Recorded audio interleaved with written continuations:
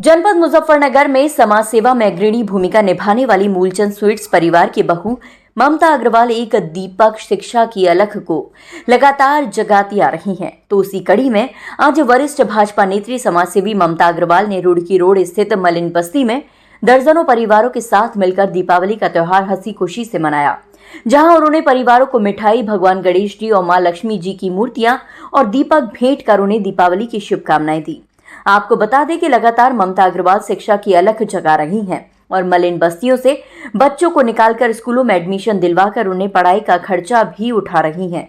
वहीं इसी कड़ी में जनकपुरी में स्थित रुड़की रोड पर मलिन बस्ती में दर्जनों बच्चों को उन्होंने वहीं एक जगह किराए पर लेकर बच्चों को पढ़ाने का काम निःशुल्क शुरू किया है, जहां उन्होंने 3 महिला टीचर्स भी बच्चों को पढ़ाई के लिए रखी हैं और लगातार बच्चों को शिक्षा की ओर बढ़ावा दे रही हैं। दीपावली के त्योहार पर ममता अग्रवाल अपनी पारिवारिक महिला मित्र के साथ बस्ती में पहुंची और उन्होंने दर्जनों परिवारों को दीपावली के उपलक्ष्य में मिठाई वितरित की और सभी से आग्रह किया कि बच्चों को स्कूल जरूर भेजें। बस यही कहना चाहती हूँ कि दीपावली का त्यौहार होता है, ये खुशियों का त्यौहार होता है और मेरा पर्सनली ये मानना है कि खुशियाँ एक ऐसी चीज़ होती है जितनी बांटो उतनी बढ़ती हैं और इसी लालच के साथ मैं भी यहाँ पर आई हूँ कि मैं शायद खुशियाँ बांटूं तो मेरी खुशियाँ भी बढ़ें। लगातार आप मलिन बस्तियों से बच्चों को शिक्षा की अलख जगाने के लिए जागरूक कर रही है, बच्चों को घर से भी लेके जाती है।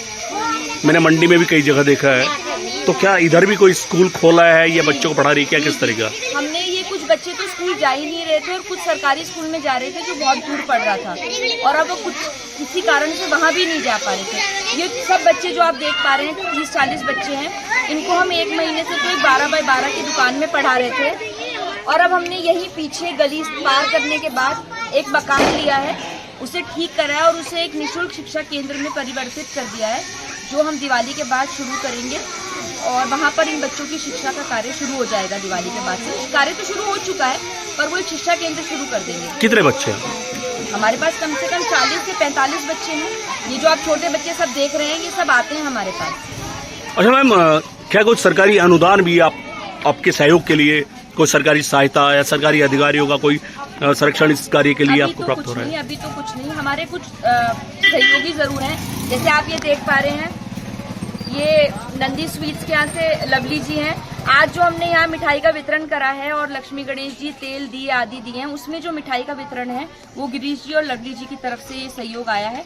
तो इसी तरीके के हमारे कुछ मित्र हैं, ये भी हैं उनमें से गिरीश और लवली जी, और भी कई मित्र हैं हमारे जो समय समय पे हमारी मदद करते हैं और बाकी सब हम करते हैं अपने पास। शिक्षा की अलख जगाने के लिए आपका क्या आगे भी किस तरह का प्रयास रहेंगे? बिल्कुल, ये एक ऐसा प्रयास है जिसे मैं करती रहूंगी। अभी बल्कि मेरे पास शिकारपुर का भी एक स्कूल का आया है, जहाँ एक स्कूल चल रहा था और अचानक से बंद कर दिया गया है, तो हम उसको भी देख रहे हैं। हो सकता है हम आने वाले समय में 2 साल तक उसे भी शुरू करेंगे। वहाँ पे भी करीब 100-150 बच्चे हैं, तो हम उसे भी शुरू करना चाहते हैं। कोई मैसेज मुजफ्फरनगर के लोगों के लिए या उन परिवारों के लिए जो बच्चों को शिक्षा नहीं दे पाते, या उन लोगों के लिए जो इस चीज को डिजर्व करते हैं कि वो शिक्षा दे, उन बच्चों के लिए समय निकाले, उन लोगों के लिए? मेरा तो सबके लिए बस एक ही मैसेज है कि शिक्षा का दान, खुशियों का दान, ईश्वर ने हमें बहुत बहुत ज्यादा आशीर्वाद दिया है कि हम सब बहुत सक्षम हैं और केवल लेना ही हमारा कार्य नहीं होना चाहिए, समाज में देना भी हमारा कार्य होना चाहिए। और जब हम देने लगते हैं तो हमें पता चलता है कि देने की खुशी अलग ही होती है। हमारे पास अपने लिए बहुत है,